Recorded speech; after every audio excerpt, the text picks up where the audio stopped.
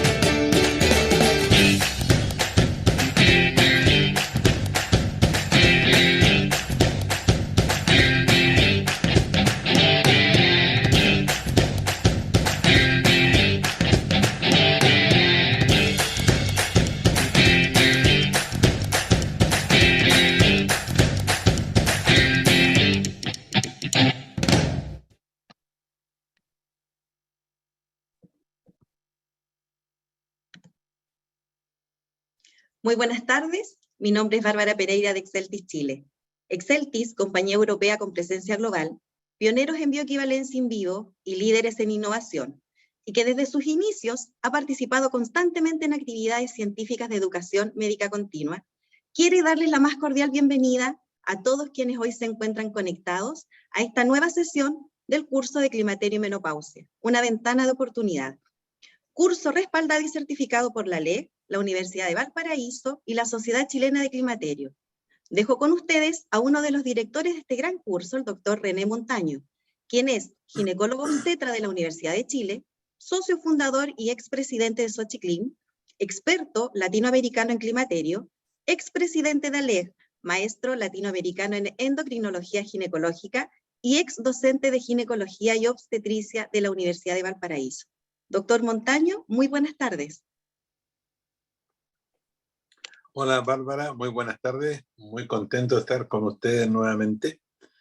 Un saludo a nuestros grandes expositores que vamos a tener en el día de hoy y también un saludo muy afectuoso a todos quienes nos siguen en este curso. Hoy día ya estamos muy contentos, estamos en nuestra quinta sesión, recuerden que son 6, la próxima termina, sesión es el viernes 24, la próxima semana, el miércoles 24, la próxima semana. Y me confundí con lo del viernes porque les quiero anticipar que el día viernes, que es el viernes 25-26 de agosto, ustedes van a recibir por correo la prueba que es en relación a los temarios de las clases. Y ahí vamos a asignarles un tiempo para que la puedan responder y con eso optar al certificado de asistencia acreditado por la Universidad de Valparaíso, por la Asociación Latinoamericana de Endocrinología Ginecológica y también por la Sociedad Chilena del Climaterio. En el día de hoy tenemos la primera conferencia, que es Cambios Metabólicos en el Climaterio y Salud Cardiovascular.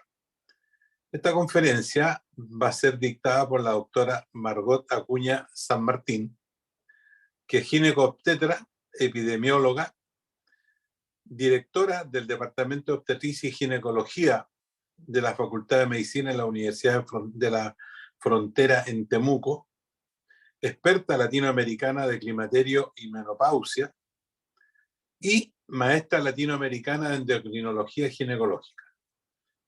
Pero además, y no sé si uno puede decir lo más importante, pero lo actual y para nosotros lo más significativo, es que nuestra querida doctora Margot Acuña es la presidenta de la Sociedad Chilena de Climaterio, que es la sociedad que auspicia y patrocina también este curso. Para nosotros es un motivo de mucha alegría estar con ella. Ella está dictando su conferencia desde Temuco, y ustedes podemos ver ahí en el icono, ustedes lo van a apreciar, un bello paisaje de lo que es nuestra región sureña.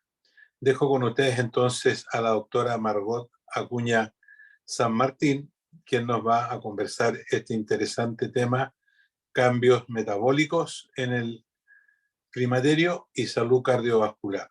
Margot, bienvenida. Muchas gracias por estar compartiendo tu tiempo en este curso.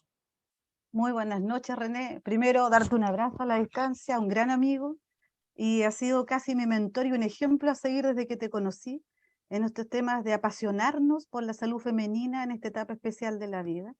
Y muchas de las cosas que estoy realizando yo voy atrásito y las voy haciendo atrás, ¿cierto? Ahora estoy presidiendo la Sociedad Chilena de Climaterio, así como tú lo hiciste en un tiempo anterior, muy orgullosa y muy agradecida por la invitación, agradecida por el auspicio que nos da también la industria para poder hacer educación continua y por supuesto a quienes patrocinan tanto el que se pueda llevar a cabo este curso como también el que haya una certificación académica detrás. Yo voy a compartir pantalla y me cuentan si se ve, así como una señal, y yo Está con perfecto, eso... doctora. Sí, Ya, indicado. muchas gracias. Entonces, me pidieron un tema que es súper ambicioso, ¿ya? Que hablemos de cambios metabólicos y salud cardiovascular. Yo obviamente lo voy a orientar al periodo de la menopausia, pero específicamente lo voy a orientar al rol protector de los estrógenos, qué es lo que dice la evidencia, qué es lo que hemos aprendido en estos años y que nos lleva a manejar de mejor manera la salud de nuestras pacientes en esta etapa especial de la vida.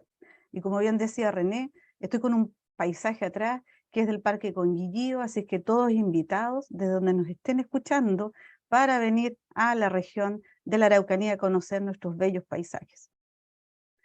¿Qué es importante y uno no puede dejar de mirar y perder el norte? Es ¿por qué indicamos terapia hormonal? ¿Cuál es el objetivo de indicar terapia hormonal? Tiene dos grandes objetivos. Uno, mejorar la calidad de vida de nuestras pacientes y recordar que la calidad de vida es una percepción personal. Es decir, cada paciente va a tener prioridades que tienen que ver con el lugar, la época y las condiciones donde vive. Y además, el otro objetivo grande es evitar consecuencias a largo plazo del hipoestrogenismo. Consecuencias a largo plazo que se han tratado durante este curso, que tienen que ver básicamente con el síndrome genitourinario, que tiene que ver con el riesgo de hacer osteoporosis, pero también con la enfermedad cardiovascular. Y es ahí donde hoy día yo me voy a detener a conversar sobre este tema. ¿Qué es importante considerar cuando hablamos de síndrome metabólico, cambios metabólicos y enfermedad cardiovascular? Primero, que la edad de menopausia a lo largo de la historia de la humanidad no ha cambiado a lo largo de los siglos. Esto es, antes de Cristo, en los primeros escritos de Aristóteles, de todos, y después en la Edad Media, hemos visto que la edad de menopausia se ha mantenido estable alrededor de los 50 años. Y en nuestro país, en Chile, los últimos, que está descrito por Juan Enrique Blumel, también bordea los 50 años. Entonces la pregunta que viene es, ¿qué ha cambiado entonces? Si la edad de menopausia se ha mantenido estable a través de los siglos. Ha cambiado que ahora tenemos un aumento en la esperanza de vida de la mujer. Por lo tanto, las mujeres viven más. Pero eso también trae como consecuencia, aparejado a la edad, el aumento de enfermedades crónicas no transmisibles, asociado a este aumento de la edad. Y también lleva aparejado el aumento de factores de riesgo cardiovascular que son propios de la cultura en que habitualmente hoy día nos movemos. Sobre la esperanza de vida al nacer en el mundo, si uno compara distintos continentes, aquí vamos a tener África, Asia, nosotros en Latinoamérica y el Caribe, Oceanía, Europa, Norteamérica, cuando vamos mirando en todos ellos, si comparamos los distintos años, ha ido aumentando la expectativa de vida de la mujer. Y hoy en día nosotros nos encontramos alrededor de 82.5 años en promedio en Latinoamérica. Lo otro que llama la atención es que la esperanza de vida de las mujeres, independiente del lugar del mundo donde nos encontremos, es mayor en mujeres que en hombres. Por lo tanto, las mujeres vivimos más. ¿Qué pasa en Chile específicamente? La esperanza de vida es de 83.2 años. Es bastante más alta que el promedio latinoamericano y una de las esperanzas de vida más grandes que hay en el mundo. ¿Qué significa esto? Que aproximadamente un tercio de la vida de la mujer la vamos a pasar, la vamos porque estamos en esa etapa, en menopausia. Por lo tanto, de eso nos tenemos que preocupar. ¿Qué pasa en el mundo con la población en general? Cuando uno compara los distintos continentes y ve cómo se ha ido acumulando la población mayor de 60 años, vemos que cada vez la población va siendo más envejecida, más en Europa que en otros continentes, pero en general va aumentando la población mayor de 60 años, y ese es un fenómeno tanto en hombres como en mujeres. ¿Qué pasa de nuevo en la proyección en Chile? En Chile, cuando uno mira el globo, en total, la población sobre 50 y más años va siendo un grupo importante de población si consideramos hombres y mujeres sobre los 5, 6 millones de habitantes. Ahora, si solamente consideramos las mujeres, vamos viendo cómo en la medida que pasan los años, las pirámides demográficas van apuntando a que vamos acumulando más población femenina a medida que aumentan los años. Y eso hace que esta población objetivo se transforme en un gran problema de salud pública, en que tenemos que poner toda nuestra atención. Chile tiene aproximadamente 17 y poco más millones de habitantes, pero si nosotros miramos mujeres sobre 45 años, son más de 3 millones de mujeres, que es nuestra población de la cual nos tenemos que preocupar. ¿Qué pasa en la menopausia? En la menopausia hay grandes cambios que los han ido viendo a través del desarrollo del curso, fisiopatológicos en distintas áreas. El área vasomotora, lo que tiene que ver con el síndrome genitourinario, en hueso, pero también hay cambios fisiopatológicos propios de la menopausia en el área cardiovascular, que es lo que vamos a ir revisando hoy día, tanto en el perfil lipídico como a nivel endotelial y a nivel de vasos sanguíneos. Todos estos factores en globo hacen que la paciente posmenopáusica sea más heterogénica, por lo tanto que aumente su riesgo cardiovascular, su riesgo de infarto y de muerte. ¿Cuáles son, por lo tanto, los principales cambios metabólicos en la menopausia debidos al hipoestrogenismo? Van a haber un montón de otros cambios metabólicos producto de la edad, de distintos factores de riesgo, pero desde el punto de vista del hipoestrogenismo, ¿qué vamos a encontrar? Una reducción importante del gasto energético, una pérdida importante de la masa muscular. Sabemos que la sarcopenia es un tema importante en la posmenopausia. Hay aumento de la grasa central o visceral. Yo diría que este es el factor que vamos a ir mirando en la presentación más importante desde el punto de vista del riesgo cardiovascular. También hay alteraciones importantes en el perfil lipídico, donde hay aumento de las LDL, de los triglicéridos, con disminución de las HDL, y un aumento importante de la insulinoresistencia. ¿Cómo lo ven las pacientes desde el punto de vista práctico? Desde el punto de vista práctico, ellas van viendo que van aumentando su peso a medida que vamos acercándonos a la menopausia y vamos avanzando en esta. Por lo tanto, el tema del peso es una problemática importante para las pacientes. ¿Por qué se va produciendo esta insulinoresistencia debido al déficit de estrógeno y cómo va impactando en distintos parénquimas? Que se ha estudiado a nivel de las células pancreáticas, provoca un deterioro importante de la secreción de insulina. Hay un deterioro importante de la recaptación de glucosa a nivel muscular. A nivel de hígado se producen distintos efectos. Hay aumento de la gluconeogénesis, de la lipogénesis, aumentan, por lo tanto, y se van acumulando los triglicéridos.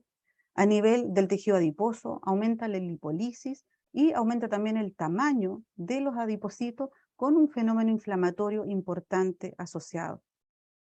¿Y qué es otra cosa importante que se ha visto también? Que años antes ya de la menopausia y directamente proporcional al aumento de FSH, va aumentando la cintura en las pacientes y la circunferencia de la cintura va siendo un marcador de aumento de la grasa visceral. Además se ve un desbalance de hormonas que son lipogénicas, como el cortisol y la insulina, versus las lipolíticas, como el estradiol y la hormona de crecimiento. Todos estos cambios van provocando aumentos de depósito de ácidos grasos libres principalmente a nivel visceral, que van causando una gran lipotoxicidad. Esta lipotoxicidad agrava la insulinoresistencia que va siendo propia de la edad y de los factores de riesgo y causa lesiones principalmente a nivel de las células beta del páncreas. Y eso hace que también aumente la diabetes, principalmente la diabetes tipo 2. Por lo tanto, aquí se va generando que el problema central de todo este hipoestrogenismo asociado a la menopausia y a la insulinoresistencia tiene que ver con el aumento de la obesidad central. ¿Y qué se ha estudiado? Que en general hay un aumento de peso más o menos de un 6% por año que va a expensas del 17% del aumento de la masa grasa que se va produciendo a esta edad. Por lo tanto, este es uno de los mitos que hay que derribar. No es la terapia hormonal la que hace subir de peso a las pacientes, sino que es la distribución del aumento de la obesidad central, lo que va provocando este aumento de peso progresivo después de la menopausia. Claramente, si no hacemos nada del punto de vista de estilos de vida saludable, para que esto no siga aumentando en forma exponencial.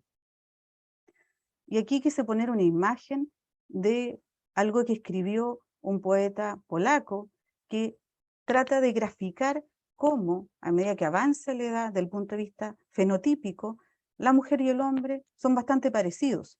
Y en realidad, dice este poeta, la única manera de irlos diferenciando, y esto tiene que ver con el aumento de la grasa visceral de la mujer, es la vestidura que ellos llevan. Y si no, la verdad que sería difícil diferenciarlos. Y esto es lo que nosotros tenemos que tratar de evitar, que se vaya produciendo en forma exponencial este aumento de la grasa visceral.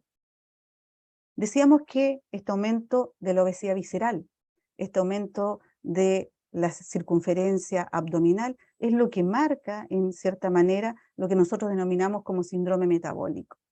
Es verdad que el síndrome metabólico tiene distintos criterios diagnósticos, que va a depender de la etnia y del lugar, pero en general tiene como centro la obesidad visceral y va agregando otros factores de riesgo, como el aumento de la glicemia plasmática, el aumento del colesterol HDL, de los triglicéridos y de la presión arterial.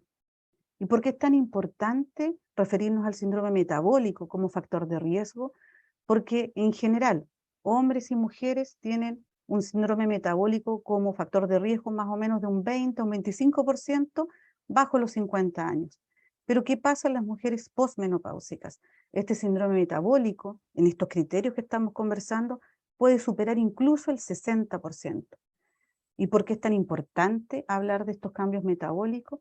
Porque ellos van a provocar aumento de riesgo de diabetes tipo 2, que dentro de las enfermedades crónicas no transmisibles es la que aporta más a la enfermedad cardiovascular, y la enfermedad cardiovascular en sí aumenta el riesgo tanto de morbilidad como de mortalidad. Por lo tanto, empezamos a sumar cosas y entendemos que en la medida que las mujeres viven más, van sumando factores de riesgo, en la medida que va avanzando la edad, el hipoestrogenismo va provocando un aumento principalmente de los factores de riesgo asociados al síndrome metabólico, y eso aumenta el riesgo cardiovascular y aumenta el riesgo de muerte también. Por lo tanto, nos encontramos en un escenario demográfico complejo. Hay una gran problemática de salud pública que nosotros tenemos que hacernos cargo. ¿Hacernos cargo qué significa? Que los ginecobstetras y las matronas en Chile como profesionales estamos llamados a ser los profesionales de cabecera de nuestras pacientes, y que vemos un envejecimiento poblacional importante asociado al aumento de enfermedades crónicas no transmisibles como la enfermedad cardiovascular, que tiene aparejado un sinnúmero de factores de riesgo que se van sumando con la edad. Y eso va aumentando la consulta cardiovascular y va aumentando el riesgo cardiovascular de nuestros pacientes.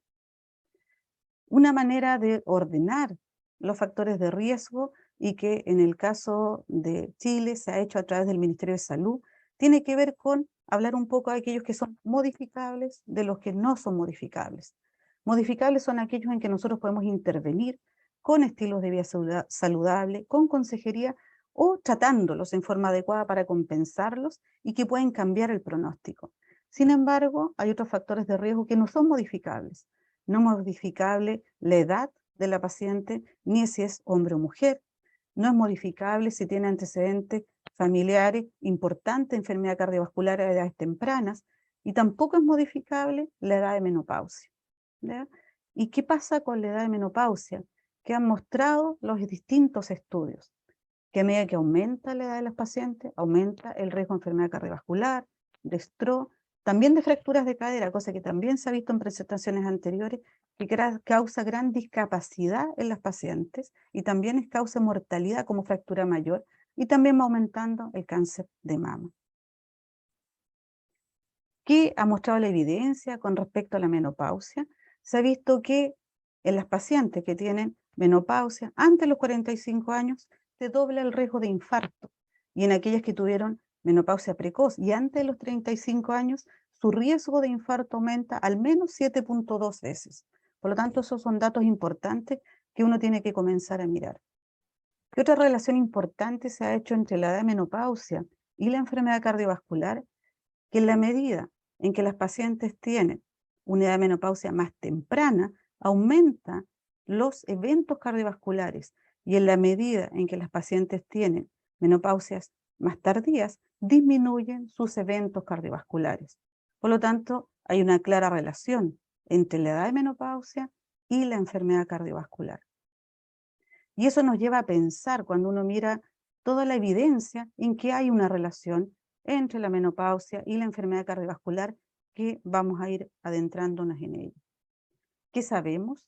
Que la enfermedad cardiovascular es la principal causa de muerte en las mujeres en el mundo, y esto se hace mucho más importante sobre los 40 años, que cuando uno mira datos duros, mueren millones de personas a causa de enfermedad cardiovascular en todo el mundo, la gran mayoría por cardiopatía coronaria o por accidentes cerebrovasculares. Ahora, la OMS ha puesto un disco importante en rojo de alarma porque el 80% de estos ataques cerebrovasculares o enfermedades isquémicas del corazón podrían prevenirse a través del control adecuado de sus principales factores de riesgo. Y ahí es cuando uno tiene que empezar a buscarlo y tiene que empezar a intervenir. ¿Qué pasa en Chile? También las enfermedades cardiovasculares son la principal causa de muerte tanto en mujeres como en hombres. Y además de la mortalidad asociada, implican grandes costos de salud por discapacidad y por alteración de calidad de vida. Y eso conlleva no solo a los sistemas de salud, sino que también vulnera de alguna manera a las familias completas en lo que implica la salud de sus familiares. Por lo tanto, es una problemática de salud pública importante, es un problema de Estado. Esto es un estudio antiguo, pero tiene que ver cómo ha ido cambiando la percepción de las mujeres de por qué fallecían habitualmente. Cuando uno les preguntaba hace unos años atrás de qué creían que fallecían, la gran mayoría de los pacientes decía de cáncer. Y cuando se les preguntaba de qué tipo de cáncer, la gran mayoría decía de cáncer de mama. Por lo tanto, esa percepción subjetiva era lo que en una encuesta podían responder. Y eso contrasta con la realidad. Cuando nosotros miramos en esos y se les preguntaba a las pacientes de qué creían que fallecían, la gran mayoría decía de cáncer y de cáncer de mama. Pero cuando lo llevábamos y lo aterrizábamos a los números absolutos, en realidad las pacientes mayores fallecían principalmente de enfermedad cerebrovascular y de enfermedad cardíaca. Por lo tanto, un porcentaje altísimo, sobre el 40%, fallecía de enfermedades cardiovasculares en globo. Y por supuesto, el cáncer de mama no lo vamos a dejar de lado, tiene un screening, hay que hacer todo el autocuidado, pero la enfermedad cardiovascular es la que más mata a mujeres. Ahora, como estamos hablando de enfermedad cardiovascular, ¿cuál es la base fisiopatológica de la enfermedad cardiovascular? La base fisiopatológica es la aterosclerosis. Y la aterosclerosis no aparece en forma espontánea sobre los 40, 50, 60 años. Empieza ya desde la infancia y hace su eclosión en el adulto mayor. Hay estudios interesantes de soldados jóvenes, sanos, que iban a la guerra y fallecían producto de esta, y cuando se hacían las autopsias ya tenían estrías de colesterol en los vasos sanguíneos a edades muy tempranas. Por lo tanto, está muy probado que el fenómeno de la aterosclerosis es progresivo y va a causar la mayor problemática en la medida que las personas envejecen. Por lo tanto, hay una relación entre la edad y la progresión de la aterosclerosis o de las placas de ateroma. Y como alguien dijo, y es muy cierto, las mujeres envejecen junto con sus vasos sanguíneos. Por lo tanto, en la medida que tienen más años, estas placas de ateroma van progresando. El tema es que sobre los 60 años empiezan los riesgos de hacer accidentes de placa y hacer fenómenos tromboembólicos, lo que nosotros llamamos necrosis de una placa de ateroma que se ha ido constituyendo con los años en una línea de tiempo. Receptores estrogénicos, los clásicos que nosotros conocemos, alfa y beta, se encuentran en el endotelio y en el músculo liso endovascular.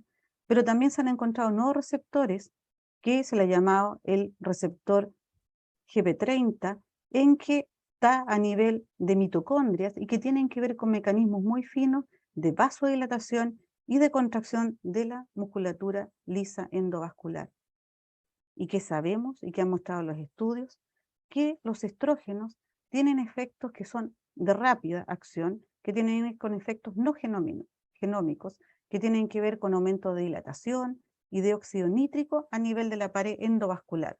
Pero también tienen efectos genómicos que son a largo plazo, que tienen que ver con disminución de la aterosclerosis, con disminución del daño vascular y con aumentar el crecimiento de las células endoteliales. Ahora, todo esto, en una línea de tiempo, va aumentando cuando hay factores de riesgo, ¿ya? Por lo tanto, uno no puede desconocer que asociado a la menopausia, al hipoestrogenismo, a los cambios metabólicos, se van sumando otros factores de riesgo que van provocando una disfunción endotelial importante y una lesión endotelial, principalmente por acumulación de lípidos, y que finalmente puede provocar que una placa de ateroma se vuelva inestable y que tenga un accidente de placa. Ahora, ¿por qué es importante decir esto? Porque cuando uno ve, por un lado, los efectos benéficos de los estrógenos, estos efectos benéficos son en un vaso sano, ¿ya? En mujeres más bien jóvenes, en que vamos a tener distintos efectos de los estrógenos a nivel de la vasodilatación, con disminución de la inflamación, de la proliferación, con la disminución de la activación de plaquetas y con un efecto benéfico a nivel del perfil lipídico, lo que hace que también lesiones iniciales tengan una disminución en su progresión, que vamos viendo cuando ya hay una placa de aterosclerosis establecida, que ya no existe la misma receptividad a los efectos benéficos de los estrógenos a nivel local. Y además, como los estrógenos activan las metaloproteinasas de la matriz, esto puede desencadenar un accidente de placa cuando ya la placa de ateroma está establecida. Y por eso, en general, siempre separamos esto de los efectos benéficos de los estrógenos cuando estamos en una mujer perimenopáusica o de menopausia temprana, en que en realidad bastante nos corresponde a los ginecólogos hacer la prevención, decirle esto a las pacientes, pero cuando ya una paciente han pasado varios años desde la menopausia, o ya sabemos que tiene una placa de aterosclerosis establecida, sabemos que adicionar terapia hormonal puede provocar fenómenos tromboembólicos en esa paciente. Y por lo tanto ahí por supuesto que tenemos que hacer un manejo claramente multidisciplinario. Han habido distintos trabajos que han hablado de prevención primaria y de prevención secundaria de enfermedad cardiovascular. Los primeros estudios observacionales fueron bastante, yo diría, optimistas del punto de vista de ver todos los efectos benéficos que conocíamos de los estrógenos desde las ciencias básicas. El tema fue que cuando se llegó a tratar de establecer esto, como se sabía que había efectos benéficos en prevención secundaria, los estudios fallaron. Y fallaron principalmente porque además lo hacían estos estudios en pacientes de más edad. Por lo tanto, la mayoría de los estudios que trataron de hacer o de evaluar los efectos de los estrógenos lo hicieron en poblaciones mayores que ya venían con una carga de enfermedad y con muchos factores de riesgo. Entonces, cuando uno veía, por ejemplo, el estudio WHI, largamente comentado y cual no voy a entrar en detalles ni en repetir, sí es importante mencionar desde el punto de vista cardiovascular que cuando uno separaba a las pacientes por edad, pacientes más jóvenes, o que tenían menos de 10 años de menopausia, independiente de si estábamos hablando de la rama solo de estrógeno en pacientes histerectomizadas o de la rama de estrógeno con medroxiprogesterona en pacientes que tenían útero, había un efecto protector de los estrógenos desde el punto de vista cardiovascular. Pero eso no ocurría cuando yo empezaba más tarde a dar terapia estrogénica o cuando ya estaba avanzada la menopausia. Por lo tanto, ahí es donde uno tenía que tener este cuidado. Ahora, si uno se iba a las ciencias básicas, esto tenía un fundamento. Por lo tanto, dentro de las enseñanzas que nos dejaban los primeros estudios, era que la evidencia era fuerte en decir que desde el punto de vista cardiovascular, la terapia hormonal era beneficiosa si se iniciaba temprano en relación a la edad de menopausia y era perjudicial si se iniciaba más tarde. Por lo tanto, ahí entraban estos conflictos entre los estudios observacionales y los nuevos estudios que hablaban de intervención, pero en pacientes en que ya habían tenido eventos cardiovasculares o pacientes con más factores de riesgo, en que claramente la terapia estrogénica empezaba a ser perjudicial. Y ahí empezó este concepto de hipótesis de tiempo, de ventana de oportunidad. ¿Cuál es el mejor momento para dar terapia estrogénica a las pacientes y ser beneficiosa a largo plazo? Y con el tiempo nos hemos dado cuenta que esta hipótesis de tiempo o ventana de oportunidad también existe a nivel óseo, hay una ventana de oportunidad ósea, también existe a nivel cognitivo, hay una ventana de oportunidad cognitiva. Por lo tanto, todos los efectos benéficos de los estrógenos tienen que ver con el momento en que yo le indico. Después de los estudios que tenían que ver con prevención secundaria, aparecen estudios randomizados, controlados, en prevención primaria. Y los más icónicos son el KIPS y el ELITE. Estos estudios son estudios que hablaban de poblaciones más jóvenes, en que se iba a evaluar primero el KIPS, la progresión del grosor de la media de la íntima de la carótida, o las calcificaciones de la arteria coronaria como marcadores de factores de riesgo. Y lo otro importante es que en estos nuevos estudios ya la terapia que se estaba evaluando era tanto oral como transdérmica y se trataba de controlar sobre los otros factores de riesgo cardiovascular. Y además se evaluaba la seguridad de la progesterona micronizada. Que encontró el estudio LIP, que no había diferencias, el estudio KIPS, significativas entre placebo y control, que en la rama con estrógenos orales además había una disminución del LDL y aumento de HDL, y que en la rama de estrógenos transdérmicos había una disminución de la insulinoresistencia, que es un factor importante de riesgo cardiovascular. ¿Qué otra cosa es importante cuando aparece este otro estudio que tiene que ver con el tiempo? ¿En qué momento inició la terapia hormonal? En este estudio se separó a aquellas mujeres que habían empezado su terapia hormonal antes de 6 años de diagnosticar la menopausia versus 6 años, y también se empezó a evaluar el 17-beta-estradiol oral con progesterona cuando la paciente tenía útero. ¿Y qué se vio? Que la terapia hormonal no incrementaba el riesgo cardiovascular en mujeres sanas y menopáusicas recientes. Por lo tanto, se empieza a poder consolidar y respaldar esta hipótesis del tiempo de ventana oportunidad. Y aquí, cuando se hace la segunda fase del estudio ELITE, lo que se ve es que cuando uno usaba terapia hormonal estrogénica en pacientes con menopausias más tardías versus placebo, no habían diferencias significativas del punto de vista de protección cardiovascular. La diferencia significativa se empezaba a producir cuando uno usaba la terapia hormonal versus placebo en mujeres más jóvenes. Por lo tanto, sumamos la edad de inicio de la terapia hormonal y también los años de uso de la terapia hormonal. Estudios posteriores también han mostrado el beneficio de la terapia hormonal desde el punto de vista cardiovascular, tanto en mortalidad, comparando mujeres jóvenes en general de riesgo cardiovascular con mujeres mayores, versus otros tratamientos que habitualmente usamos para la enfermedad cardiovascular, como los hipolipemiantes y la aspirina. Entonces, si nosotros tenemos mujeres jóvenes versus mujeres mayores, hay una diferencia sustancial en el beneficio de la terapia hormonal y la protección, tanto para enfermedad cardiovascular como mortalidad por todas sus causas, versus medidas habituales que nosotros utilizamos para el manejo de la enfermedad cardiovascular. Hay un estudio finlandés muy interesante que habla de la duración de la terapia hormonal y su relación con la enfermedad cardiovascular y con el riesgo de muerte por enfermedad cardiovascular.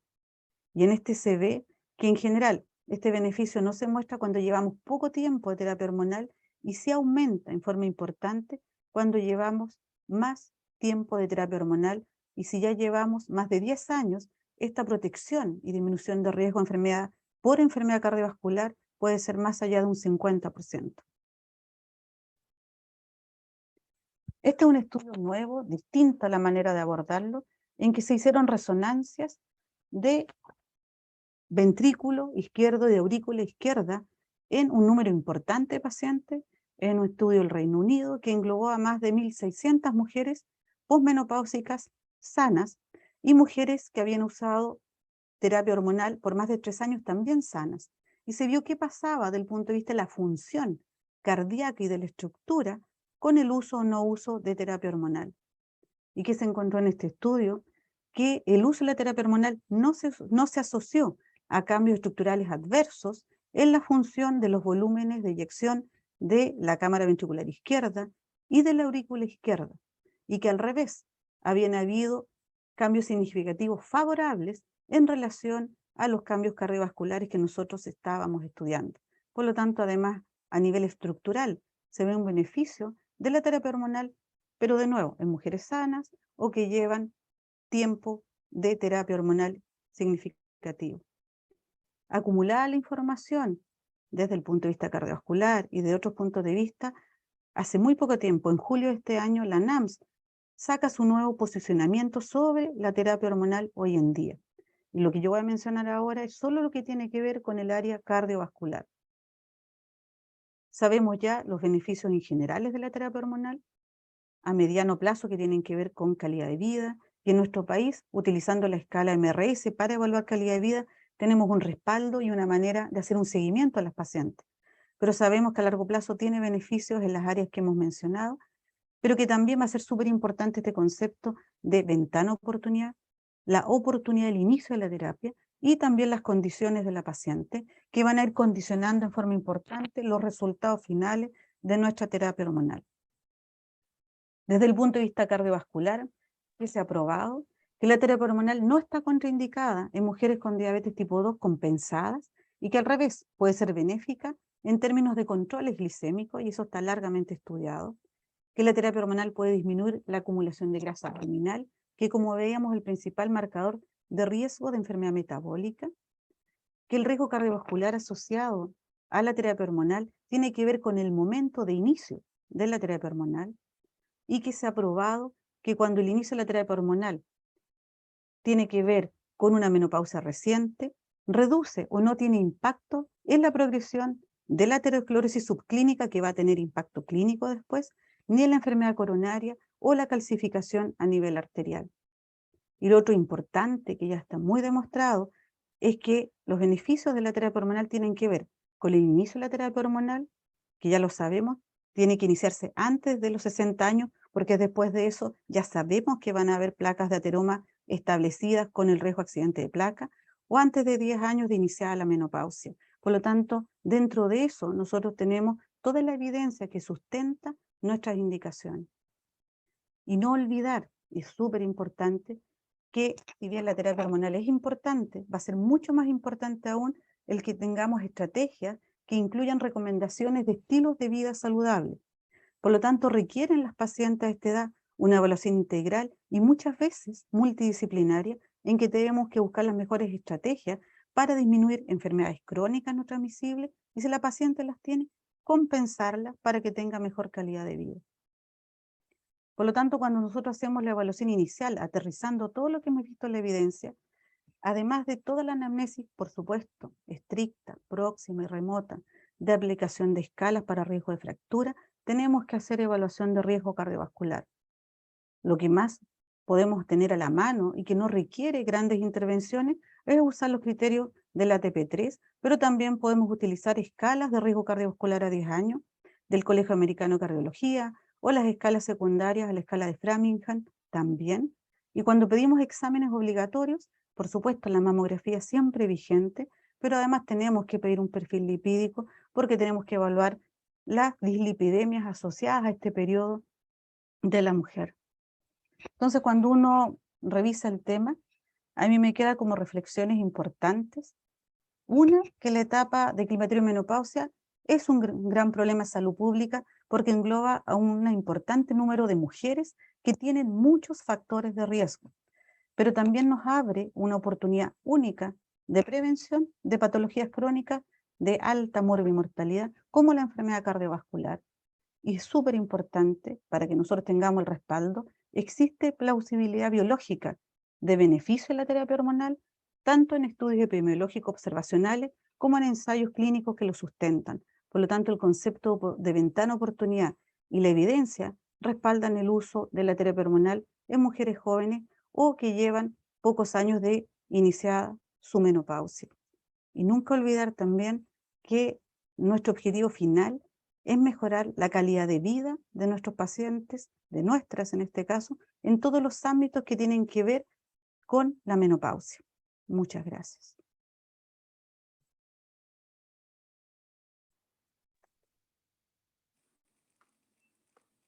Uy. Margot, muchas gracias. Yo no sé si me estoy viendo porque... No, René, pero, ¿te escuchas? no, algo me pasó.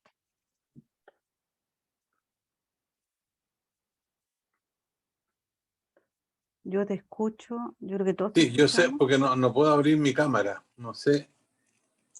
Lo reviso, doctor. Es la cámara la que no puedo abrir porque... Deme un segundo. Ahí va. me Ahora. tenían bloqueado desde la central. Bueno, Margot, muchas gracias. Muy entretenida, muy interesante y completa tu presentación. Yo creo que este es un tema que genera muchas inquietudes. efectivamente aquí tengo ya varias preguntas que las voy a empezar a plantear. Y entonces, uy, se me fueron de nuevo las preguntas. Vamos a ver. Bueno, una dice, ¿por cuánto tiempo se podría mantener la terapia hormonal si la paciente inicia su tratamiento a los 59 años? No hay un límite de edad para suspender hoy en día la terapia hormonal. Sí pedimos que tenga un control adecuado y, como algunos dicen, hasta la próxima consulta. Esto quiere decir que si yo evalúo en forma permanente a esta paciente y no aparece una contraindicación absoluta en la terapia hormonal, la paciente se siente bien con su terapia desde el punto de vista de calidad de vida, no hay ningún motivo para suspenderla. Y nosotros que nos dedicamos a esto, tenemos pacientes que llevamos 10, 15, 20 años dándoles terapia hormonal con un control adecuado y no hay problema. Perfecto. Después dice, ¿qué se puede hacer con las usuarias que tienen una MRS alterada, pero que ya pasó el periodo de ventana de oportunidades? ¿Podemos iniciar ahí igualmente la terapia de reemplazo?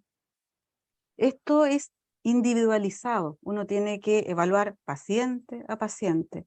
La escala de MRS tiene que ver con calidad de vida y si uno la evalúa tiene que ver con habitualmente con los síntomas tempranos intermedios del climaterio menopausia. Esto es los bochornos, ¿cierto? Toda la labilidad emocional y el síndrome genitourinario. Entonces, si ya ha pasado la ventana de oportunidad, uno tiene que evaluar si en la escala de MRS lo que más predomina en la paciente es el síndrome genitourinario. Podremos usar estrógenos locales, ¿cierto? Y otras alternativas que tienen que ver con mejorar el síndrome genitourinario. Si tenemos el punto de vista vasomotor, existen otras estrategias, ¿cierto? Hay los antidepresivos, principalmente la desvenlafaxina o venlafaxina, son súper importantes desde el punto de vista de la efectividad y la disminución de los bochornos y de la sintomatología vasomotora, y además son antidepresivos, que es uno de los temas que habitualmente se superponen en la edad de menopausia. Estilos de vida saludable, ¿ya? De nuevo, decir cosas importantes. Se ha visto que si una paciente disminuye un 10% de su peso corporal, va a disminuir en un 30%, solo por eso, sus bochornos y la sintomatología vasomotora en general. Por lo tanto, si bien no le voy a poder darle terapia sistémica clásica, sí puedo tener otras estrategias para manejar a esa paciente y mejorar su calidad de vida. Una pregunta muy similar a la anterior, que yo creo que ya en parte la contestaste, Margot. Dice, si tengo una paciente de 64 años que lleva menos de 10 años de su menopausia, ¿podría iniciar terapia de reemplazo? Yo creo que sí, un poco lo que te dice, Es lo que evaluando. hay que evaluar paciente a paciente. De repente tenemos una paciente que desde el punto de vista, tiene edad, 64, pero tiene menos de 10 años de menopausia. Evaluamos ATP3, no tiene síndrome metabólico ni otros riesgos, ¿cierto? Esa paciente, si es una paciente además con exámenes normales, porque tengo que hacerle toda la evaluación, ¿cierto? Aparte de aplicar MRS, perfil lipídico completo, glicemia, medir índice, medir la circunferencia abdominal, si tiene todo dentro de lo normal, podré usar y trataré de usar transdérmico, ¿cierto? Para evitar cualquier riesgo tromboembólico asociado a la terapia oral, usaré vía transdérmica y tendré las estrategias, si tiene útero, de usar una progestina asociada. Perfecto. Una pregunta aquí, son dos preguntas, pero muy interesante, creo yo. Dice, ¿este efecto también se produce con tibolona o solo con estrógeno? Y segundo, ¿el tipo de progesterona modifica el efecto de los estrógenos en la protección cardiovascular? Súper interesantes las dos preguntas. Cuando uno revisa la molécula de tibolona, que es una molécula muy interesante, recordemos que cuando se absorbe se convierte en 3 isómeros, unos que estimulan receptores estrogénicos, otros receptores androgénicos y otros receptores progestativos. Por lo tanto, si bien la tibolona en primera instancia se evaluó para protección ósea, ¿cierto? Cuando aparece en los Países Bajos, la tibolona fue una herramienta para protección ósea, pero como además disminuía los bochornos, como mejoraba la sensación de estado general, además que tiene una particularidad, mejora en general el deseo sexual, que no lo hace la terapia estrogénica clásica, se empezaron a ver otros beneficios. La tibolona tiene más bien un efecto neutro sobre el perfil lipídico, ¿ya? Por lo tanto, el punto de vista cardiovascular es segura, ¿ya? Por lo tanto, es una buena molécula para utilizarla. Y con respecto a las progestinas, sí importan las progestinas desde el punto de vista que la progesterona micronizada, que tiene una estructura similar a la progesterona natural, es bastante neutra desde el punto de vista de no disminuir los efectos benéficos de los estrógenos. pero también sabemos que hay algunas progestinas con efectos más androgénicos que pudieran tener efectos más deleterios en algunas pacientes. Por lo tanto, yo voy a tratar de utilizar la progesterona micronizada o aquellas progestinas que tienen efectos antimineralocorticoides para las pacientes que tienen más riesgo cardiovascular. Y trataré de usar las otras con efectos más androgénicos, no utilizarlas en estas pacientes si es que tienen riesgo cardiovascular. Ahora vienen unas felicitaciones, no preguntas. Ah, Miguel Cubillos, felicitaciones Margot, excelente presentación, muchos saludos. No es una pregunta, dice Nicole Holguín, felicidades, excelente presentación. gracias. Bien, Margot, ahora vamos a las preguntas, después de este pequeño descanso. En pacientes que utilizan anticonceptivo inyectable mensual a los 50 años, ¿es necesario realizar el cambio a terapia de reemplazo hormonal? Claro, hay guías europeas y también ALEC, ¿cierto? Sacó el 2018 guías sobre anticoncepción en la perimenopausia. Y 50 años es una edad en que uno tiene que pasar de las terapias combinadas, porque si me preguntan mensual, entiendo que es un inyectable combinado, a progestinas puras, que es una opción, o hacer el cambio de frentón a anticoncepción combinada con estradiol, que hoy en día tenemos la posibilidad de utilizarlo, y pasamos de lo clásico que era el estradiol, que tiene efectos cardiovasculares adversos en pacientes mayores, a usar estradiol. Entonces tenemos varias estrategias para hacer el cambio, pero 50 años es una edad en que tenemos que abandonar lo que tenga que ver con estradiol, pasar a estradiol, ya sea como anticoncepción combinada continua o de frentón, si tenemos los exámenes acordes, por supuesto, a terapia hormonal clásica. Ya, querida Margot, voy a seguir abusando de ti un poquito. En mujeres con migraña, con aura, en las cuales está contraindicado el uso anticonceptivo con estrógenos, ¿no hay contraindicaciones de terapia hormonal combinada? ¿O se prefiere el estrógeno transdérmico? Hay unas guías que aparecieron el 2021 que son de la AEM, que son de la Asociación Española para el Estudio de la Menopausia. Tienen una gracia esas guías que hablan de criterios de elegibilidad similares a los que tiene la OMS para anticoncepción hormonal. Y en ellas separan a las pacientes con aura y sin aura en las pacientes que tienen migraña en este caso. Y efectivamente uno evita la vía oral, ¿ya? Y en ella es preferible pasar a la vía transdérmica. Ok. ¿Daría terapia hormonal en mujeres sanas, pero con antecedentes de cáncer de mama de la madre? Ahí de nuevo tenemos que tener en cuenta las contraindicaciones absolutas. Si la paciente es portadora de un cáncer de mama, no es lo mismo que si tiene antecedentes. Ahora, Claro. yo no partiría con terapia hormonal si no tengo una mamografía y una ecografía mamaria de esa paciente normales, ¿ya? De nuevo, riesgo versus beneficio. Bien. ¿Es lo mismo indicar terapia con tibolona u otras hormonas que supongo que serán con estrógeno? Cuando uno individualiza la terapia, ¿cierto? Uno puede separar pacientes ideales. La paciente ideal sería mi paciente menor de 60 años, con menopausia reciente, sana. En ella yo voy a discriminar, de acuerdo a MRS, dónde va su mayor sintomatología o problemática, de acuerdo a eso oriento qué terapia hormonal parto.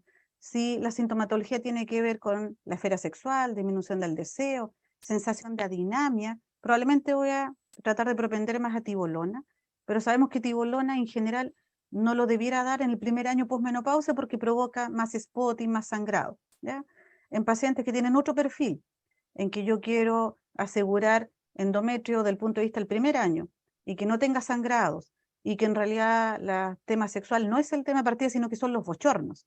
Tiene una sintomatología vasomotora muy severa, en que cuando veo el dominio vasomotor está muy alterado, yo preferiría más la terapia estrogénica, porque sabemos que a tibolona le cuesta más controlar los síntomas vasomotores cuando son muy severos, y está indicada para síntomas vasomotores leves a moderados. Entonces, de nuevo, individualizo la terapia y de acuerdo a MRS, factores de riesgo, voy evaluando con cuál inicio. Bueno, la verdad es que tenemos muchísimas más preguntas, pero desafortunadamente tenemos que el tiempo respetarlo. Margot, te vuelvo a agradecer tu presentación, tus respuestas, el tiempo que nos has dedicado y esperamos seguir contando con el apoyo de la Sociedad Chilena de Climaterio y en especial el tuyo para nuevos cursos, nuevas actividades que podamos realizar en beneficio de las mujeres y el conocimiento de los profesionales para atenderlas a ellas. Yo Así que, primero, al revés, agradecida a un amigo al que respeto y admiro mucho. La Sociedad gracias. Chilena de Climaterio está en un periodo de franca difusión del conocimiento, estamos abiertos a todo lo que significa aportar en mejorar la calidad de vida de nuestros pacientes, así que feliz de aportar. Muchas gracias, Margot. Y en esto que dice Margot de difusión, obviamente que tengo que agradecer el gran aporte que nos hace el laboratorio Excelti al facilitarnos tener esta plataforma que nos ha permitido una excelente conexión. Hoy día estamos nuevamente con una asistencia ya bordeando los 1000, lo cual nos llena de satisfacción y orgullo. Así es que yo les agradezco también a cada uno de ustedes, los que han participado en estas sesiones, su asistencia. Nos va quedando una sesión la próxima semana y han llegado algunas inquietudes respecto a la certificación. Recuerden que los que han participado, los que se han inscrito, han pasado al link, quedan automáticamente registrados, como también aquellos que revisan las charlas 48 horas después, una vez que se suben en el link que el laboratorio ha mantenido. Y después de la próxima sesión, que es el miércoles 24, el viernes 26 les va a llegar a ustedes en el correo que nosotros tenemos de cada uno de ustedes la prueba para que la respondan en un plazo que les vamos a asignar y con eso ya obtengan la certificación de las 40 horas académicas que entrega la Universidad de Valparaíso a través del Departamento de Ginecología y Obstetricia. Bueno, despedimos a Margot, muchas gracias y ahora voy a presentarles a nuestro segundo expositor.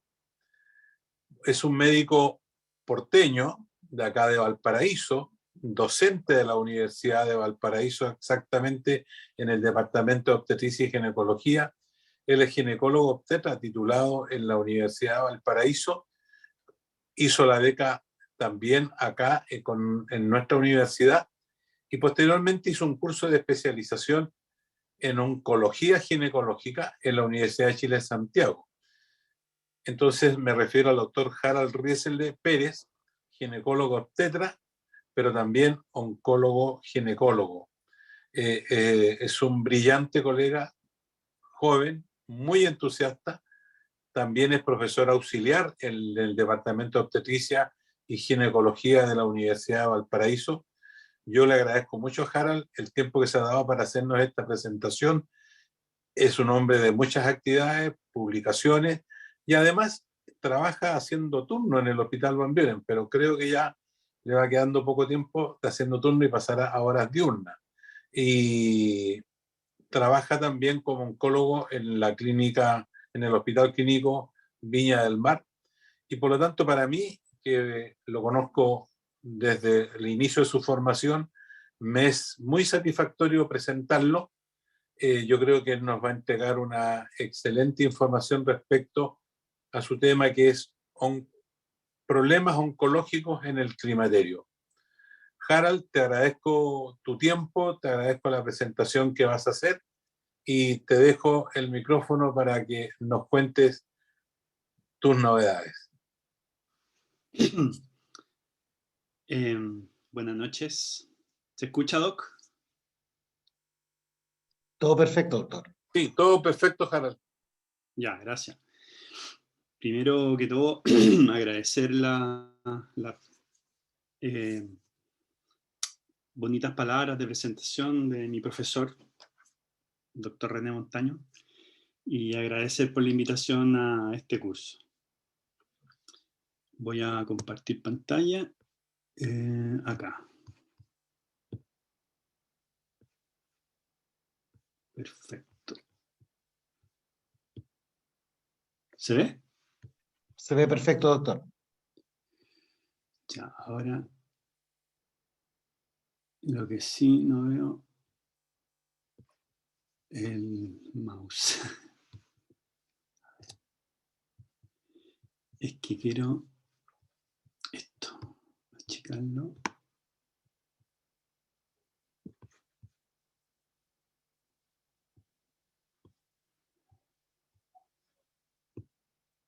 ¿Ahora sí? Sí, perfecto. Ya. Bueno, vamos a hablar de las patologías oncológicas en el climaterio y en honor a la hora, vamos a empezar rapidito. Primero les voy a hablar un poco de epidemiología, para que nos pongamos en contexto. Respecto de la terapia hormonal de reemplazo, les marco acá dentro de las 10 primeras causas, estas son tasas de incidencia. Primero, estos son datos actualizados de la OMS a través de su rama oncológica, que es la IARC, que publica esta estadística que se llama GloboCan, y van sacando estadísticas en distintos años y ustedes lo pueden revisar en la página de la IARC. Esto es incidencia a nivel mundial, ¿ya? Esto es incidencia de cáncer en el mundo, año 2020, mujeres, todas las edades. Entonces acá, si se fijan, entre las 10 primeras causas de incidencia tenemos 4 que nos interesan en el tema que vamos a analizar hoy. En primer lugar, mama. En tercer lugar, cáncer de colon. En sexto lugar, endometrio. Y séptimo lugar, de incidencia, ovario. Cuello uterino, si bien ocupa el segundo lugar, no nos interesa en esta presentación. Acá para ver un poco de magnitud, si se fijan, esto es lo mismo, incidencia a nivel mundial, mama con 44 casos por 100.000 mujeres, ¿ya?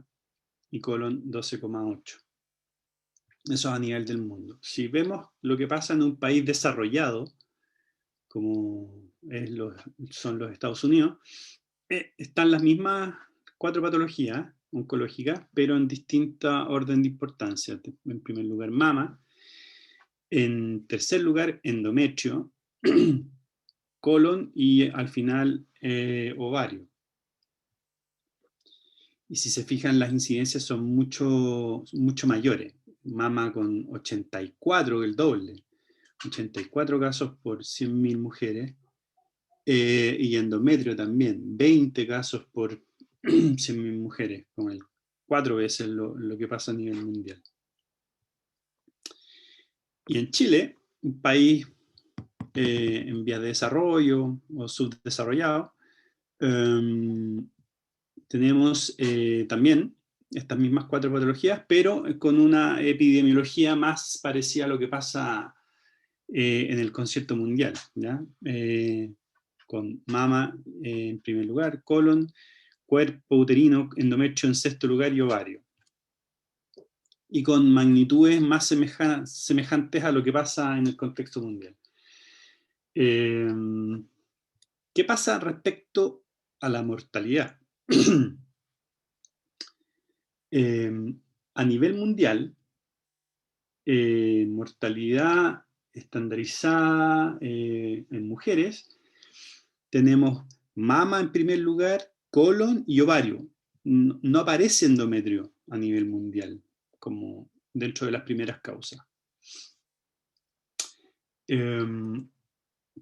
Pero cuando vemos lo que pasa en un país desarrollado como los Estados Unidos, sí aparece endometrio. Tenemos mama, colon, ovario y endometrio en sexto lugar. Y el orden de las magnitudes en términos de mortalidad, la mortalidad para la mama en Estados Unidos es 10 casos por 100.000 mujeres, colon 5 casos por 100.000 mujeres, y endometrio 2,5. Y en Chile, a semejanza de lo que pasaba con las incidencias, tenemos que en términos de mortalidad, que es finalmente el número que importa en oncología, también se parece a lo que pasa a nivel mundial. Es decir, no aparece dentro de las primeras 10 causas el cáncer de endometrio para el año 2020. Tenemos mama en primer lugar, colon tercer y ovario octavo lugar dentro de las 10 primeras causas de mortalidad. Y en términos de magnitudes también números semejantes al contexto mundial y mucho menor que lo que pasa en los países desarrollados. Hablemos ahora del tema en cuestión. ¿Qué pasa con la terapia hormonal de reemplazo y el cáncer de mama? Bueno, con el estudio el HUI, en el 2002 se demostró que había un riesgo significativamente mayor para cáncer de mama invasor en el grupo o en la rama de terapia hormonal combinada. Este estudio tenía un promedio de seguimiento de 5.6 años y fue estadísticamente significativo, con un hazard ratio de 1.24. Aquí vemos en esta tabla, en esta figura, en este gráfico, que en rojo tenemos la curva del grupo que usó terapia hormonal combinada y se ve una diferencia significativa, fue significativa con el grupo placebo, que es lo que se representa con el grupo en verde.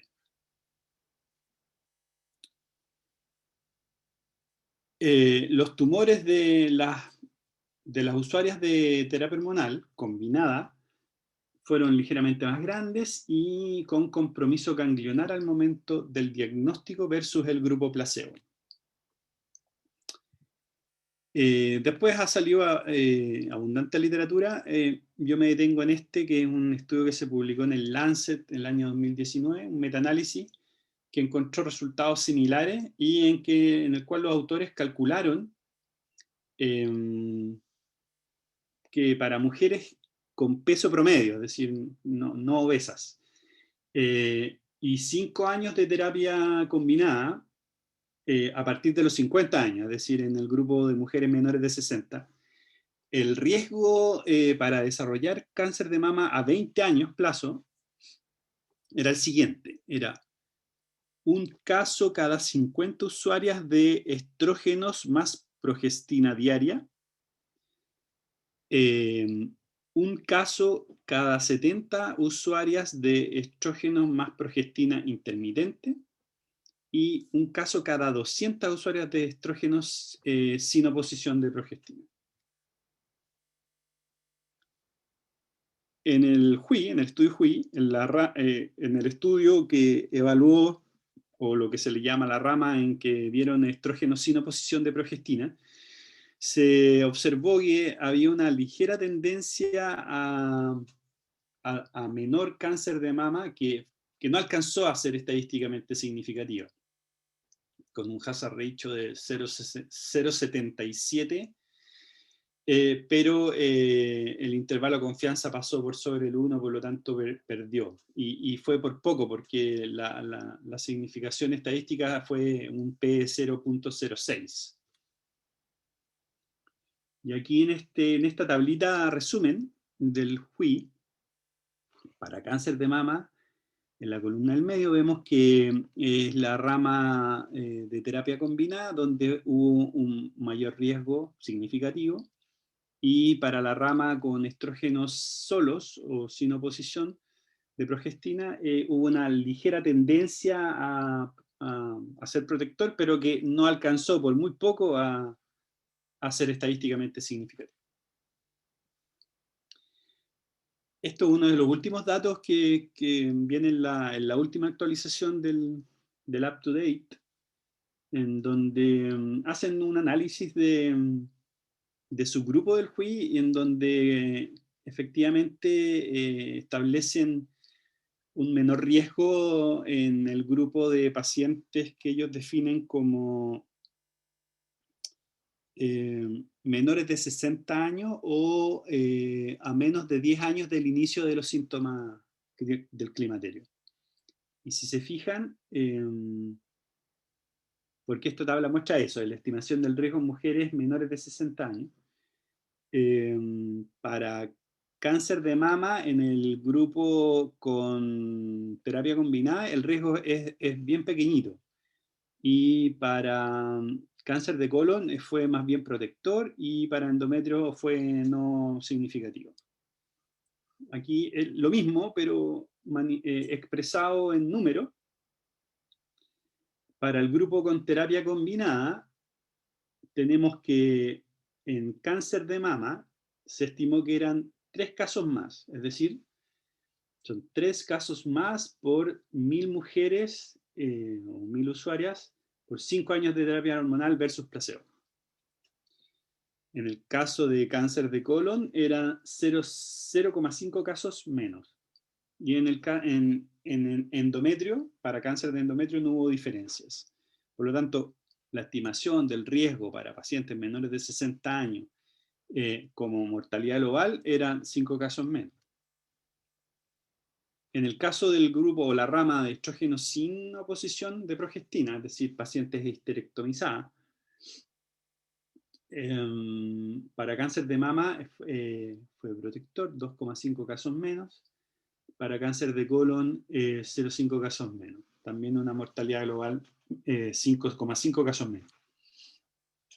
Finalmente, los autores sugieren que para cáncer de mama y terapia hormonal hay que tener un enfoque individualizado para asesorar en las pacientes posmenopáusicas con síntomas, en el cual hay que incluir este riesgo potencial para cáncer de mama y enfermedad cardiovascular, que en órdenes de magnitud es un riesgo bastante pequeño, versus los beneficios de la terapia, principalmente el alivio de los síntomas vasomotores y los síntomas climatéricos. ¿Qué pasa respecto a terapia hormonal y cáncer de colon? Bueno, el estudio HUI dijo que para el grupo con terapia combinada disminuyó el riesgo significativamente, un hazard ratio de 0,56. Y aquí lo ven en esta tabla, esta figura, donde se ve que el grupo de terapia combinada tuvo una diferencia, una curva significativamente menor que el grupo placebo. En contraste, en la rama de pacientes con terapia estrogénica sin oposición de progestina no se vio esta diferencia, lo cual lo podemos ver en la tabla, que para cáncer de colon, en la rama con terapia combinada, hubo una disminución del riesgo que fue significativa, y en la rama de estrógeno sin oposición no hubo diferencia. Respecto de terapia hormonal y cáncer de ovario, ¿qué dijo el estudio HUI? Dijo que hay un aumento no significativo en el riesgo para cáncer de ovario y terapia hormonal combinada. Un hazard ratio de 1,6, pero un intervalo de confianza que pasa por sobre el 1. No hubo diferencias respecto del grado tumoral, del estadio, ni la histología entre los grupos de placebo y con terapia hormonal. Los autores concluyeron que los resultados no debían afectar la decisión de usar terapia hormonal en pacientes con sintomatología respecto al riesgo de cáncer de ovario. En otro estudio, por ejemplo, aquí tenemos un estudio del 98, del 2008, hay datos observacionales, metaanálisis, mostraron un pequeño pero significativo aumento en el riesgo relativo, del orden del riesgo relativo de 1,27 para cáncer de ovario, mujeres posmenopáusicas, usuarias de terapia hormonal por más de 10 años. Aquí tenemos otros estudios, 2 cortes prospectivas. En una, publicada en el 2001, un riesgo relativo de 1,2, cáncer de ovario después de 5 años de terapia combinada. En el otro, riesgo relativo de 2,2 para mortalidad por cáncer de ovario luego de 10 años de terapia con estrógeno sin oposición. Acá tenemos una corte sobre 44.000 mujeres con terapia de estrógeno sin oposición por más de 10 años. Produjo un aumento en el riesgo de cáncer de ovario, y aquí dice que es un riesgo relativo de 1,8 en usuarios de entre 10 y 19 años. Este mismo estudio dijo que la terapia combinada, especialmente los regímenes secuenciales por más de 5 años, tuvieron mayor riesgo de cáncer de ovario, un riesgo relativo de 1,9. Como ven, Es un riesgo bajito, que anda en el orden del un riesgo relativo de 1,2 a 1,8, 1,9. No hubo relación entre la duración del tratamiento y el riesgo de cáncer de ovario. Tampoco hubo relación con la dosis, tipo y ruta de administración. Por último, se hizo un cálculo y se dijo que el aumento del riesgo absoluto se estimó, en este estudio del JAMA del 2009, se estimó en un cáncer de ovario adicional por 8.300 usuarias de terapia hormonal combinada por año. Y en este otro estudio del 2010, el cálculo es que se estimó en 0,75 cáncer de ovario adicional por 1.000 usuarias de terapia combinada por 5 años. Por lo tanto, la recomendación es que no se puede considerar el cáncer de ovario como una consideración mayor para decidir una terapia con terapia hormonal, ya que el riesgo absoluto de cáncer de ovario y terapia hormonal, ya sea combinada o estrogénico sin oposición, es bajo. ¿Qué pasa respecto a terapia hormonal y cáncer de endometrio? El juez dijo que no hubo diferencias en el riesgo para cáncer de endometrio. Con respecto a terapia hormonal y hiperplasia endometrial. Aquí tenemos que hacer un poco de historia, porque el tratamiento de la mujer posmenopáusica, me refiero a cuando no es histerectomizada y tiene el útero, el tratamiento con estrógenos sin oposición de progestina está demostrado que aumenta el riesgo de hiperplasia endometrial y cáncer de endometrio. Hay distintos estudios, mucha literatura de casos control y de cortes prospectivas que demostraron esta afirmación, con riesgos relativos que van desde el 3,1 a 15. Más literatura. Riesgo absoluto para cáncer de endometrio en mujer posmenopáusica es 1 en 1000. Lo mismo, riesgo absoluto para cáncer de endometrio en mujer posmenopáusica, pero usuaria de estrógenos sin oposición de progestina es 1 en 100, aumenta 10 veces. Los tumores asociados a terapia con estrógenos sin oposición son menos agresivos y tienen mejor sobrevida que los que se producen espontáneamente, pero sin embargo es un riesgo. El riesgo de hiperplasia y cáncer endometrial es dependiente tanto de la dosis como del tiempo de la terapia estrogénica. El riesgo relativo de cáncer endometrial aumenta 17% por año de terapia estrogénica hasta un odds ratio de 8 luego de 10 años de tratamiento. Y este aumento en el riesgo relativo persiste más de 5 años luego de suspender la terapia. Y este riesgo de hiperplasia y de cáncer endometrial con terapia estrogénica sin oposición de progestina no disminuye si esta terapia es con esquemas cíclicos. Da lo mismo si es terapia continua o terapia cíclica. Aquí lo vemos en esta gráfica. El grupo con terapia continua o terapia cíclica, al final da lo mismo. El riesgo relativo para hiperplasia endometrial y cáncer y carcinoma endometrial es igual. Lo importante es que esto es terapia estrogénica sin oposición de progestina. Es decir, hay vasta evidencia que lo demuestra. El aumento del riesgo de hiperplasia y cáncer endometrial puede abolirse con la adición de progestina, ya sea en forma continua, ya sea en forma cíclica. Lo importante es adicionar la progestina para abolir el riesgo de cáncer endometrial. En el estudio PEPI, la terapia combinada redujo el riesgo de hiperplasia simple compleja o hiperplasia típica al compararla con la terapia estrogénica, sin oposición de progestina, en una magnitud que era 27,7 versus 0,8 para el caso de la hiperplasia simple, 23,7 versus 0,8 para la hiperplasia compleja y 11,8 versus 0 en el caso de la hiperplasia atípica. Eso es lo que yo les quería comentar respecto de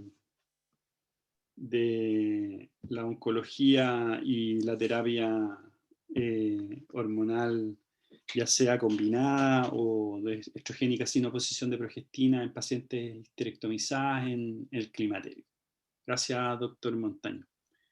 Muchas Ahora gracias, yo Harald. voy a Muy dejar de compartir interesante pantalla.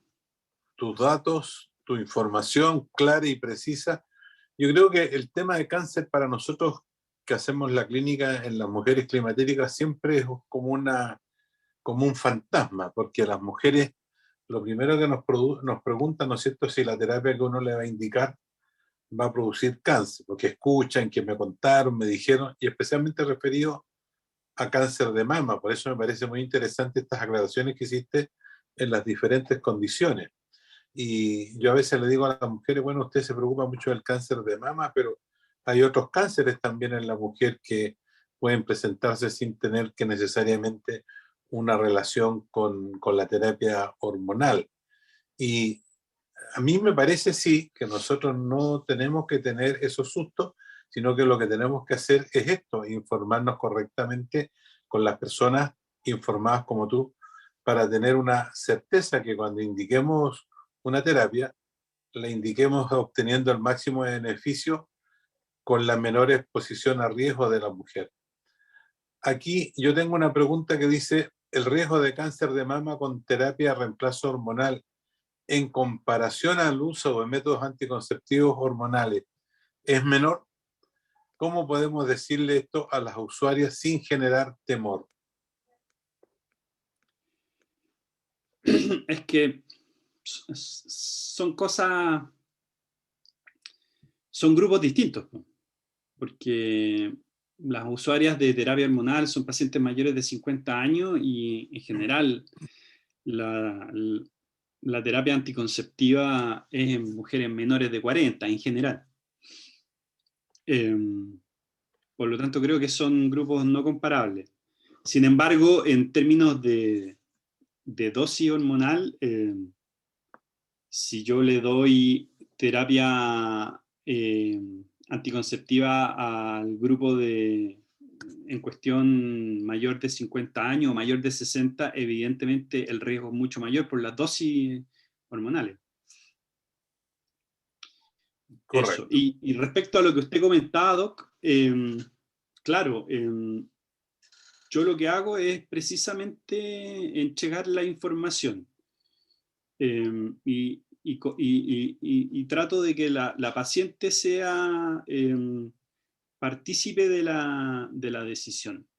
Yo le digo, mire, el riesgo es este, y le doy estos números. Y le digo, tiene que poner usted en una balanza el riesgo versus el beneficio. Por lo tanto, finalmente la decisión la toma usted en función de su sintomatología. Es decir, usted tiene que poner en una balanza qué tanto le molesta los bochornos, la cefalea, la disminución de la libido, los cambios en el humor, respecto de este pequeño, muy pequeño riesgo de tanto de cáncer de mama como de enfermedad cardiovascular. O sea, el orden de magnitud final es 8 casos en 10.000 usuarias. Es bastante bajo. Entonces, cuando uno le explica Claro. bien eso a la paciente que tiene realmente síntomas y se siente mal, lo asume y prefiere iniciar la terapia. Esa es mi experiencia habitual. Las pacientes que no tienen tantos síntomas con ese número prefieren no iniciar la terapia. Ok. Tengo otra pregunta que dice, en estrógeno de reemplazo, el dar progestina mes por medio, ¿igual protege? ¿Cuánto es el máximo que se puede distanciar la progestina? Lo que dicen los trabajos es que cuando se dan terapias cíclicas tienen que ser por 3 meses. Se dan periodos de progestina de 3 meses se suspende y después se vuelve a dar. Claro. Sí, ahí lo que tienen que tener presente sí las mujeres es que eso, con eso uno podría inducir sangrado. También eso es que tiene a veces ese pequeño inconveniente. Claro, Ahora, pero desde el punto de vista del riesgo oncológico, para evitar la hiperplasia, hay que dar pulsos de 3 meses no un mes por medio. correcto. Bueno, si existe hiperplasia sin atipía o antecedente de cáncer de ovario en una paciente menopáusica, ¿no contraindicaría el uso de terapia hormonal de reemplazo o recomienda iniciar transdérmica por precaución? Como explicaba, el cáncer de ovario no es una contraindicación de terapia hormonal. El riesgo es muy bajo. Ahora, en una paciente portadora o operada de un cáncer de ovario, iniciar una terapia hormonal de reemplazo lo veo un poco complejo, pero vuelvo a lo mismo. Es decir, si una paciente está con mucha sintomatología eh, que afecta su calidad de vida, yo haría lo mismo que comenté recién, es decir, le entregaría los datos a la paciente y le diría, mire, usted que tuvo ahora y que se operó recientemente de esta tremenda operación de cáncer de ovario, el riesgo que tiene de hacer un cáncer de mama o de hacer una enfermedad cardiovascular es el siguiente. Probablemente la paciente no lo va a iniciar, pero no estaría contraindicado. Claro. Bueno, otro saludo, felicitaciones, y dice, doctor, ¿cuál es el diagnóstico y manejo en una paciente posmenopáusica con cáncer de endometrio y en paciente con lesiones quísticas de mama? ¿Puede recibir terapia de reemplazo hormonal? Tengo dudas. Y en caso de fibroadenoma, ahí hay como dos patologías benignas y una, no queda claro lo del cáncer de endometrio. Si lo está cursando, habrá sido tratado. No sé si leo textual cómo llegó la pregunta. ¿Cuál Bueno, es el diagnóstico manejo en una paciente posmenopáusica con cáncer de endometrio? las pacientes Supongo que estará operada. posmenopáusicas, ¿Ah? la paciente con cáncer de endometrio diagnosticado, se puede plantear una terapia hormonal, pero no terapia hormonal de reemplazo, sino que terapia hormonal oncológica en Exacto. ciertas condiciones. En ciertas condiciones. Dos, básicamente. Uno, pacientes jóvenes con deseo de fertilidad, con cáncer de endometrio precoz, estadio 1A, es decir, sin invasión del miometrio. Se puede intentar un tratamiento hormonal y requiere seguimiento muy exhaustivo con biopsia endometrial cada 3 meses. Ese es un grupo. Y el otro grupo sería al revés, pacientes con tumores muy avanzados, pero con receptores de estrógenos positivos, que tienen contraindicación quirúrgica o que no tienen respuesta a quimioterapia. Se puede intentar una especie, un símil de la hormonoterapia del cáncer de mama en el endometrio. Esos serían como los dos grupos. No hay otra indicación de terapia hormonal en pacientes con cáncer de endometrio diagnosticado. Pero yo puedo entender que a lo mejor están preguntando si la paciente es posmenopáusica y fue tratada, operada de un cáncer de endometrio, ¿podría recibir terapia de reemplazo hormonal? Claro, si fue histerectomizada, se hizo la etapificación quirúrgica completa que incluye la histerectomía con la salpingo-oophorectomía bilateral, por lo menos, claro, no habría problema en indicar una terapia estrogénica sin oposición de progestina, no aumentaría el riesgo de nada.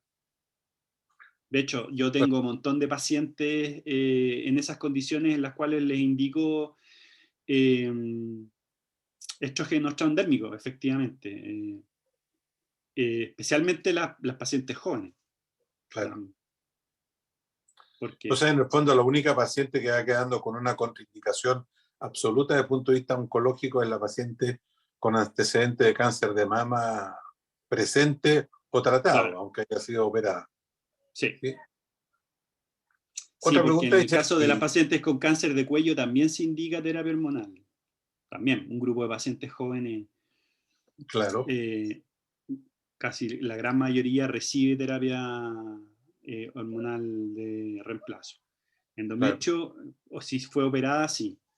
Si no fue operada la paciente de cáncer de endometrio por alguna razón y recibió quimioterapia o radioterapia, ahí se hace un poco más problemático, pero también podría ser.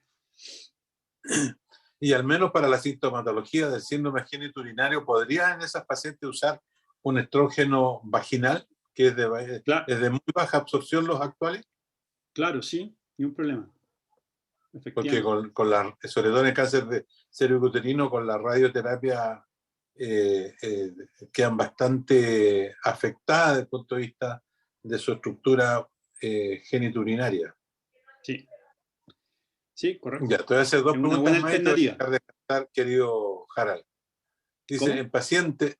en pacientes que presentan síntomas vasomotores, ¿se puede evitar la terapia? Pero bueno, pero en general, porque en realidad no es tan oncológica esta pregunta. Dice, ¿se puede evitar la terapia de reemplazo hormonal y por ende indicar isoflavonas de soya? ¿Es recomendable o no? Ya, ahí nosotros Volvemos a lo tenemos, mismo. sí, nosotros en general ahí como Sociedad Chilena de Climaterio, en realidad a todos estos estrógenos, llamémoslo así como dice la gente, naturales, derivados de la soya, de la simicifuga racemosa, creemos que para los síntomas vasomotorios pueden tener algún porcentaje de beneficio, pero lo que es el resto, protección de hueso, cardiovascular, oncológico, tienen muy poco resultado. Así que en general no los usamos o no los indicamos. Y la última pregunta, Harold, es en antecedente de hiperplasia endometrial. ¿Le daría estrógenoterapia? Si no, ¿cuáles serían las alternativas? Que diga, claro, depende de la hiperplasia. Una hiperplasia típica, el riesgo de cáncer de endometrio es un 30%, así que yo a esa paciente, si tiene paridad cumplida, le ofrecería una histerectomía con biopsia intraoperatoria para descartar un cáncer de endometrio y etapificar si es que corresponde. No. En el caso de la hiperplasia simple, yo entiendo la pregunta como en ese caso, en paciente joven se puede, claro, se puede indicar, en paciente joven que desea conservar fertilidad, se puede indicar tratamiento hormonal en cualquiera de su alternativa. Un endoceptivo medicado, por ejemplo, un Mirena, puede ser una opción. Y cualquier progestina también. Y ahí lo que se hace es un seguimiento primer año, primeros 2 años, cada 3 a 6 meses con una eco ginecológica, con medición del grosor endometrial y idealmente con una histología. Después de ese periodo, si es que no vuelve, se comprueba que el tratamiento hormonal fue exitoso, se puede espaciar el seguimiento. Pero en pacientes mayores, claro, también se puede indicar ese mismo esquema o manejo si es que tienen alguna contraindicación quirúrgica, podría ser una buena alternativa. Bueno, Harald, muy agradecido, muy contento con tu presentación. Se generaron interesantes inquietudes y habitualmente nos siguen llegando preguntas después. Así que si nos llegan más preguntas, yo te las haré llegar para enviar las respuestas por correo. ¿Te parece? Me parece. Y así que te agradezco mucho, te deseo muy buenas noches y a todos los participantes les recuerdo que el próximo miércoles tenemos nuestra última reunión tenemos un tema de reproducción en la fertilidad y un tema de anticoncepción en el periodo del climaterio. Reproducción en el periodo perimenopáusico también, que son temas bastante controversiales hoy día. Hay una tendencia a las mujeres querer embarazarse a los 45, 46 años, y de eso nos va a hablar el doctor Alejandro Mansur. Y tenemos el tema de la anticoncepción en la mujer perimenopáusica, que también hoy día es un tema muy controversial, especialmente con el uso de los estrógenos a esa edad. Y ese tema lo iba a exponer la doctora Soledad Vallejo, pero se ha excusado y lo va a hacer el doctor Víctor Valverde, que es el secretario de la Sociedad Chilena del Climaterio. Así que quedan invitados para el próximo miércoles, y ahí terminamos este primer curso regional, nacional e internacional de climaterio.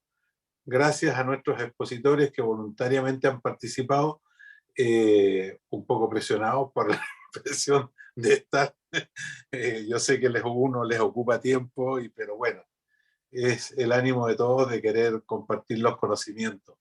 Así es que nos quedamos para el próximo miércoles. Buenas noches y que lo pasen bien. Buena semana. Chao. Chao, buenas noches, Doc. Muchas gracias Chao, por la invitación. con mucho gusto. Un abrazo.